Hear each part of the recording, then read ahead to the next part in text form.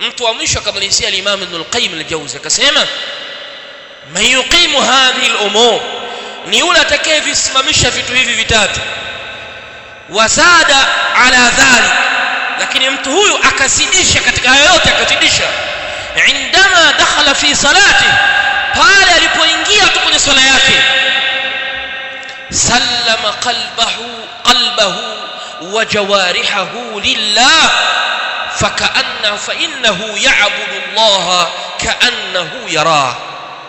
aliusalimisha moyo wake wote, yani ameingia kwenye ibada. Sallama qalbahu, ameusalimisha moyo wake, wa jawarihahu, na kiwiliwili chake, lillahi, kwa ajili ya Allah subhanahu wa ta'ala. Fahuwa ya'budu Allah, basi huyu yeye anamwabudu Allah, kaannahu yarah, kana kwamba anamuona. Ibn al-Qayyim al-Jawzi anasema wa hadha a'la al-maratibi, na huyu ndiye yupo kwenye daraja la juu mno.